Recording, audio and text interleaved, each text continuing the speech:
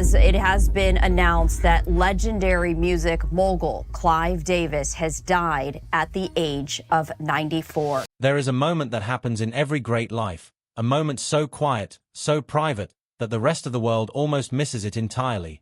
For Clive Davis, that moment came on June 22, 2026, inside his Manhattan home, surrounded by the people he loved most. He was 94 years old. The city outside kept moving, kept breathing, kept playing its music. And the man who had spent nearly 7 decades deciding what that music would sound like was gone. His family released a statement shortly after. And when people read it, really read it, something happened that you don't often see in the cold, transactional world of the music industry. People cried. Journalists cried. Artists who had known him for decades cried.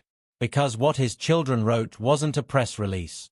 It wasn't a carefully managed public relations moment. It was something raw and honest and deeply human. They wrote that to the world. Their father was an iconic music legend whose vision and instincts shaped the soundtrack of countless lives. But to them, he was simply Dad. The steady presence at the center of their world. The source of wisdom, strength, and unconditional love. That contrast, between the towering public figure and the devoted father, is really what this story is about. Because Clive Davis was both of those things, fully and completely, until the very end. And what he left behind when he died was not simply a staggering fortune, though the fortune is absolutely staggering. What he left behind was a life so completely and so purposefully lived that it becomes almost impossible to summarize without feeling the weight of it. So let's try anyway. Let's start at the beginning, because the beginning matters more than most people realize. Clive J. Davis was born on April 4, 1932, in Crown Heights, Brooklyn. His father Herman was an electrician who also sold ties on the road to make ends meet. His mother Florence kept the household together. It was a working-class life, modest and decent, and for a while, it was enough. But then tragedy arrived early and without mercy. By the time Clive was a teenager, both of his parents had died. Not one, both. Gone within 2 years of each other. He was a boy in Brooklyn with no parents and nowhere obvious to go, and he moved in with his older married sister in Queens. Now, you have to understand what that kind of loss does to a person. It can break you. It can hollow you out and leave you drifting. For a lot of kids, losing both parents before finishing high school is the end of the story, or at least the end of any story worth telling. But Clive Davis was not built that way. Whatever grief he carried it forward. He got himself into New York University, threw himself into his studies with a focus that bordered on ferocious, and graduated magna cum laude in 1953 with a degree in political science. Then, and this is where the story starts to feel genuinely cinematic, he earned a full scholarship to Harvard Law School. A full scholarship.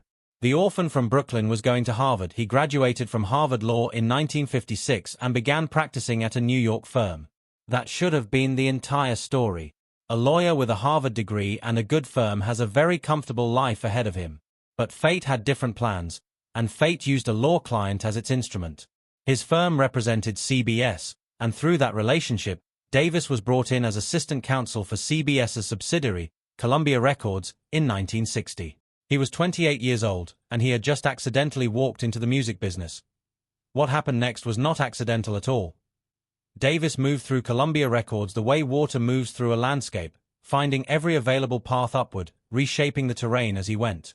From assistant counsel, he moved to general counsel. From general counsel to administrative vice president.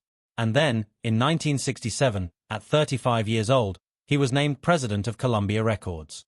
The lawyer from Brooklyn, the kid who had grown up without parents and worked his way through 2 elite universities on pure determination, was now running one of the most powerful record labels in the world. And here is the thing that made Clive Davis different from every other executive in that building: he actually listened.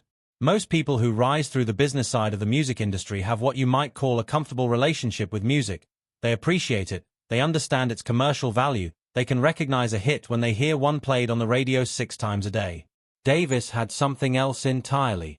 He had an instinct. An almost eerie ability to sit in a club or a rehearsal space or a dingy recording studio and hear something in an artist that hadn't yet become visible to anyone else. The industry would come to call it a golden ear, and it was real to Columbia. He signed Janis Joplin and championed her as one of the defining voices of her generation. He brought Santana into the fold and watched them become one of the most enduring live acts in music history. He recognized something in a young New Jersey writer named Bruce Springsteen before the rest of America had caught up. He signed Billy Joel. He signed Earth, Wind, and Fire. He signed Aerosmith after seeing them perform at a small New York venue called Max's Kansas City, and the band never forgot it. They literally wrote his name into a song years later as a tribute to the man who gave them their shot. That roster alone would be enough to define an entire career. But Davis was nowhere near finished. In 1973, his time at Columbia ended in the worst possible way. He was fired. A scandal involving alleged misuse of company funds became very public, very messy, and very damaging. A man who had spent years building Columbia into a dominant cultural force was suddenly out, and the music industry, which is not always known for its loyalty or its long memory, began to wonder if that was the end of Clive Davis. It was not the end of Clive Davis. In 1974, just 1 year after being pushed out of Columbia, he founded Arista Records.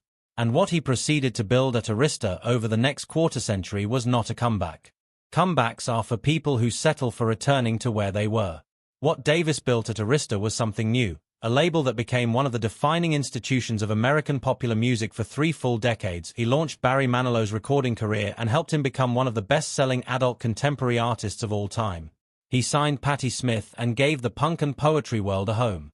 He brought Aretha Franklin to Arista when many in the industry had written her off commercially, and she promptly proved everyone wrong. He signed acts that spanned rock, pop, soul, R&B, and everything in between, because his taste was never limited to a single genre. His instincts were broader than that. But then came the moment that would define not just his career at Arista, but his entire legacy. In 1983, Clive Davis walked into a small Manhattan nightclub called Sweet Waters. There was a young woman performing that night as part of her mother's cabaret act. She was 19 years old. She had never released a record. She had no album, no management deal, no industry profile of any kind. She was just a voice, but what a voice. Clive Davis listened, and in the way that only happened for him, in that particular way that had served him his entire career, he knew. He signed her that night. Her name was Whitney Houston. What followed over the next 3 decades is one of the most remarkable stories in the history of recorded music. Whitney Houston went on to sell over 200 million records worldwide. She became one of the defining vocalists of the 20th century. She won Grammy Awards and broke chart records and filled stadiums on every continent. And through all of it, every album, every era, every high and every difficult chapter, Clive Davis was there. He didn't just sign her and step back. He curated. He helped choose songs. He shaped the arc of her recording career with the same careful attention a sculptor gives to a piece of marble. He stayed close to her personally as well as professionally, and their bond was one of the most significant relationships of both their lives. When Whitney Houston died tragically in February 2012, Davis was devastated in the way you are only devastated by the loss of someone who was genuinely central to your world. Years later, in 2022, when a biopic of Whitney Houston's life was released, titled I Wanna Dance with Somebody, the character of Clive Davis was portrayed by acclaimed actor Stanley Tucci. Davis himself served as a producer on the film. Even in telling her story after her death, he made sure it was told right. Arista Records remained his home base for years, but Davis never stopped building. In 1989, he co-founded LaFace Records alongside producers L.A. Reid and Kenneth "Babyface" Edmonds, and that label became a cultural force of its own in the 1990s and early 2000s. TLC, Toni Braxton, and Usher all came through LaFace, and each of them became defining artists of their era. The combination of Davis's instincts and Reid and Edmonds' production genius created some of the most commercially successful and culturally significant music of that entire decade. Then in 2000, after his time at Arista came to a close, he launched J Records. The name itself tells you something important about who Clive Davis was as a person. He named it after the letter J, his middle initial, which he shared with each of his 4 children. In an industry famous for its ego and its ruthlessness, here was one of the most powerful men in the business naming his new label after the thing he shared with his kids, TJ Records. He introduced a then unknown 20-year-old named Alicia Keys to the world, and she arrived fully formed, a songwriter and pianist of extraordinary depth who immediately announced herself as a generational talent. He also helped revitalize the careers of Luther Vandross and Rod Stewart, proving once again that his instincts weren't tied to youth or novelty. He responded to talent wherever it was, regardless of age or commercial fashion. In 2001, the music industry voted him the #1 A&R executive on the planet. He was 68 years old. Let's talk about the fortune, because it is genuinely extraordinary, and because understanding how it was built helps explain just how comprehensively Clive Davis shaped the business of music over his lifetime. According to widely cited estimates, Davis left behind a net worth in the range of $850 million, with some sources suggesting the true figure may be even closer to $900 million. That number is the product of many decades and many revenue streams, all working together over a career that stretched from 1960 until the final years of his life. The foundation was the executive compensation. Davis served as president of Columbia Records, founder and president of Arista Records, chairman and CEO of the RCA Music Group, and chief creative officer of Sony Music Entertainment. Each of those positions, held at the top of some of the most powerful companies in entertainment, came with substantial salaries and bonuses over many decades. When you hold senior executive positions in major corporations for more than 60 years, the compensation accumulates in ways that are difficult to overstate. Then there was the equity. When you found a record label, you don't just collect a paycheck, you own a piece of something. Arista Records was Clive Davis's company, and the financial upside of owning equity in a label that dominated the charts for more than 2 decades is enormous. The returns on that investment alone would have secured his wealth many times over. But Davis was not simply a music executive who kept his money in a bank account.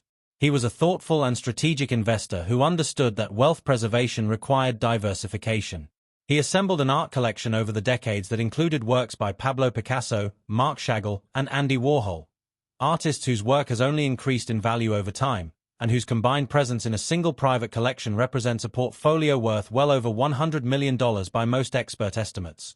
Art, unlike many other asset classes, tends to appreciate quietly and reliably over long periods, and Davis understood this. Real estate was another significant pillar of his wealth. He owned a stunning duplex apartment on Park Avenue in Manhattan, one of the most valuable residential addresses in one of the most expensive cities in the world. He also maintained an estate in Pound Ridge in Westchester County, New York, a property that offered space and privacy outside the city. But his real estate interests went well beyond his personal residences.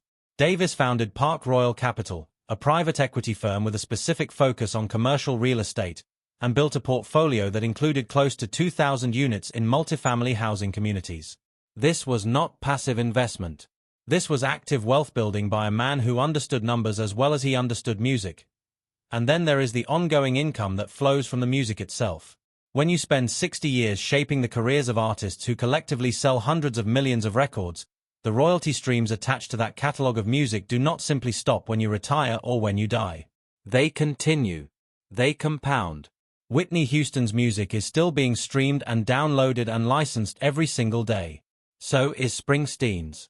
So is Alicia Keys. So is the music of dozens of other artists whose careers Davis shaped over his lifetime. That ongoing income, steady, reliable, and essentially permanent, is part of what makes a music executive's estate so different from most other kinds of wealth. $850 million. It's a number that sounds almost abstract until you understand the decades of work and instinct and risk and vision that built it, but the fortune, as remarkable as it is, was never the thing that defined Clive Davis in the eyes of the people who knew him best. What defined him to his family was something much simpler and much harder to quantify. Davis was married twice. His first marriage, to Helen Cohen, lasted from 1956 to 1965. His second marriage, to Janet Adelberg, lasted from 1965 to 1985. Both marriages ended in divorce, but both gave him something he treasured above everything else in his professional life: children.